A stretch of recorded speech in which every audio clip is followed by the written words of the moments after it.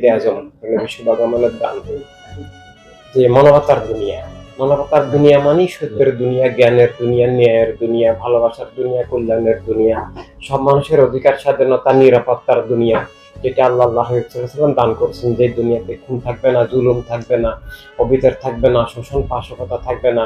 সবাই ছোটবেলা থেকে মানে মানুষ হিসেবে, জীবনের সত্য হিসেবে গড়ে উঠবে, আল্লাহকে চিনবে, নিজেকে চিনবে, মানুষ হিসেবে অধিকার স্বীকার করবে। রাস্তায় স্বর্ণ পড়ে থাকলেও সে তাকাবে না, আর নিলেও সে যথাস্থানে পৌঁছানোর চেষ্টা করবে। সে উপাস থাকলেও সে হারাম খাবে না। মানে ভাবে ভালো মানুষ গড়ে তোলা, মানবিক মানুষ গড়ে তোলা, যার জন্য অনিষ্টের চিন্তা করবে না, সবাইকে মা বোন হিসাবে দেখবে, লিঙ্গবাদ হিসেবে, জৈবিক ভাবে দেখবে না, মা বোন হিসেবে দেখবে। এভাবে মানবিক মানুষ, যার কাছে সারা দুনিয়ার সব ভাই বোন নিরাপদ। এভাবে মানে জন্য মানবতার দুনিয়া বলতে মানব জীবন, মানবতার দুনিয়া গড়া। আর এটার প্রথম বাধাটাই হচ্ছে একগুচ্ছের রাজনীতি, একগুচ্ছের রাষ্ট্র। কারণ এটা দিয়েই ওরা টিকে আছে।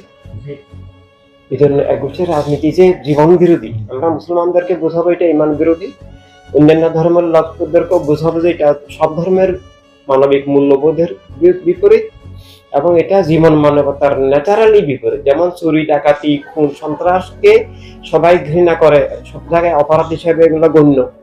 চীনেও তো চুরি ডাকাতি করলে ঘুষ খেলে শাস্তি হয়। তো এই জিনিসগুলো যেমন তা সব জায়গায় অন্যায় হিসাবে সাব্যস্ত আছে। ঠিক চোর যখন চুরি করে, সে তো আর ছেলেকে বলে না চুরি করবে, চুরি করা ভালো কাছে বলে না, কারণ সে লুকায় যে না ভালো না। ঠিক এক গোষ্ঠীর রাজনীতি যে মানে সব অপরাধের মূল অপরাধ। রাষ্ট্রকে এক গোষ্ঠীর বলা যায় পুরো রাষ্ট্রটাকে ডাকাতি করে নিয়ে যাওয়া, সব মানুষকে রুদ্ধ জিম্মি করে পরাধীন করে ফেলা, সত্যকে উৎখাত, মিথ্যাকে কায়েম করা, এটা যে অপরাধ, এটা আমরা মানুষকে বুঝাবো। এরপর সারা দুনিয়া 800 কোটি মানুষ 8 জনও যদি গ্রহণ করে, এটা আলহামদুলিল্লাহ আমাদের বিজয়। আর যদি বাকিরা বিরোধিতা করে, বুঝে শুনে যদি বিরোধিতা করে, সেটাও ওয়েলকাম। যে এনারা মানবতার কথা বলে তাই আমরা এনাদেরকে ঘৃণা করি, এটা আমাদের জয় হবে। এখন এভাবে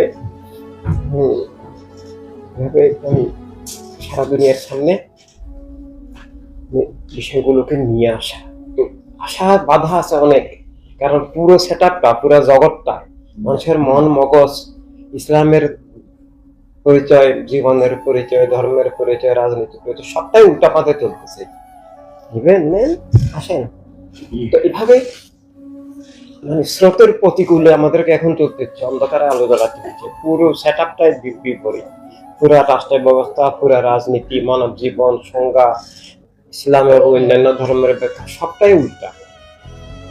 আর আমাদেরকে সেই উল্টাটাকেই আবার সংশোধন করা, আবার এটা খুবই কঠিন কাজ, খুবই বিশাল চ্যালেঞ্জিং, এবং পুরো বিষয়টাকেই নিতে হবে মানে ফাউন্ডার হিসেবে। অর্থাৎ তৈরি করা কিছু নাই, মানে আমি তৈরি করব, আমি আলো জ্বালাবো, কেউ নাই, আমি দায়িত্ব নিলাম।